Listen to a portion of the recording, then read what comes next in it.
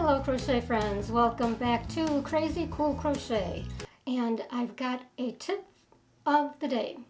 Crochet tip of the day, let me get that straight. And this involves granny squares. I've got a mountain of granny squares here. Those of you who have worked with granny squares are going to hopefully really appreciate this tip, because it's going to make a gigantic difference when you're working with these dreaded granny squares. I'm calling them dreaded because we're talking about all the tails that need to be weaved in.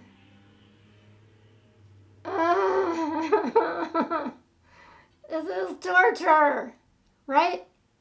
Not anymore. Because I've got a tip for you. You are going to really love this, I hope. I do. Okay, so this is what I do. There's no way, if I had to weave in all those tails for this mountain of granny squares, I would either, I'm not going to say it because that's a horrible thing to say, so I would either do that or I would not finish this. No way. This is an actual project that I've got going, and I need to do, I think it's 57 granny squares. Oh, but I found a way that makes it less torturous. It's still not, it's not going to completely do away with weaving in the tails. I mean, we've got to do something with them, right?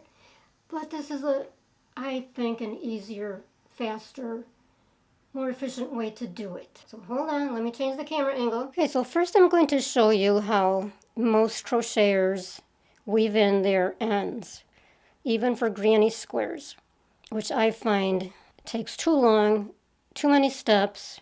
Okay, so you would use your yarn needle, thread the tail through the needle, and then you do the usual in and out situation.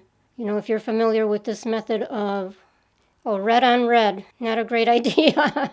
Okay, so if you're familiar with this method, you weave in and out. This is ridiculous. You can't see anything. Okay, let's use the green. That's better. All right.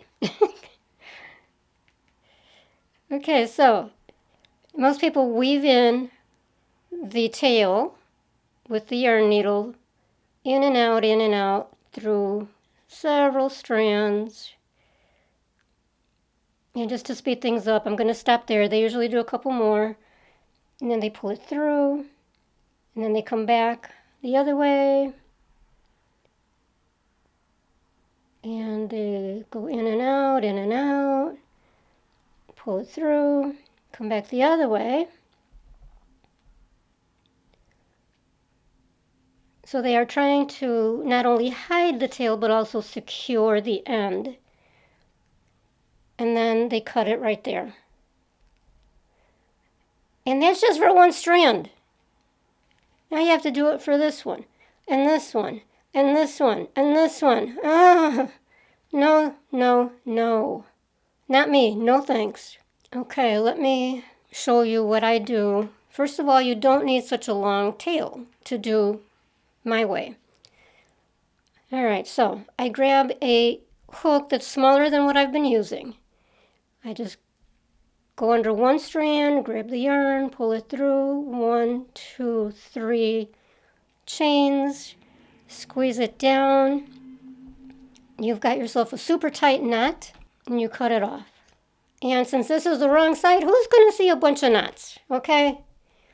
If it's going to save you, in the end, possibly hours of labor, why not? And yeah, you can do this with all of them. Now, here's the real trick.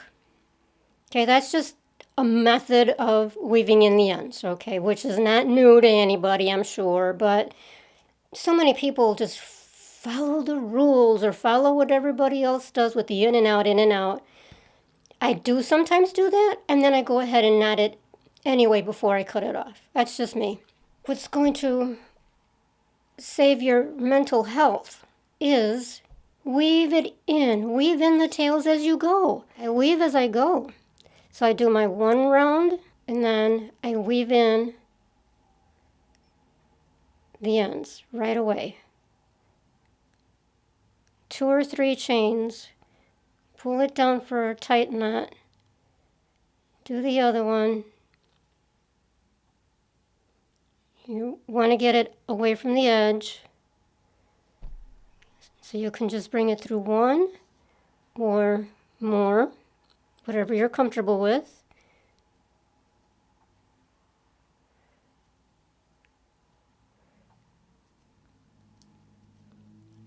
Squeeze it down, tie it off.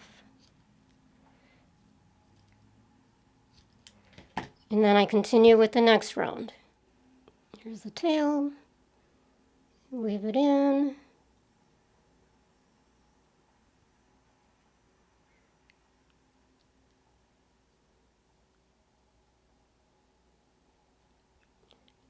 Squeeze down the chains, cut it off.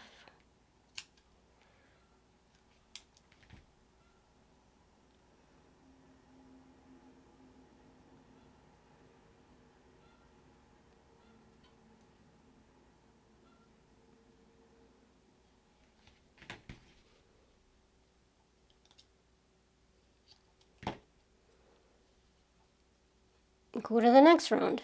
Okay, so you get the idea.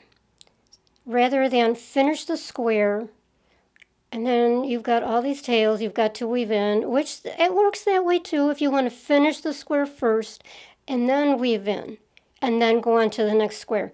Rather than make your mountain of granny squares and have all that facing you in the end. Oh, man. Okay, so yeah, common sense, right?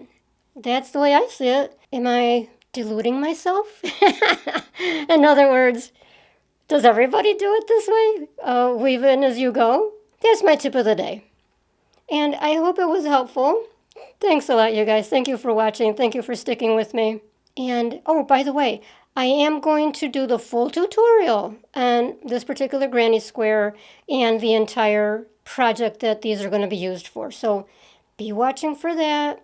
Maybe you'll even want to subscribe and hit that little notification bell so you know when this pops up. What do you think? Be honest with me. Do you think that's going to help you at all? I really hope so, because I know as I have been working through this project, it has made a world of difference. I mean, mentally, if nothing else, because I know it's like, whew, okay, that's all done. All the weaving of those tails is done. I don't have to dread facing that mountain of granny squares with all those tails. Whew.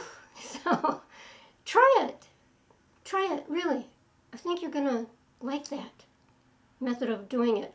So thank you, and we will see you again in the next crazy cool crochet tip of the day. One way or another, come on back. Thank you, guys.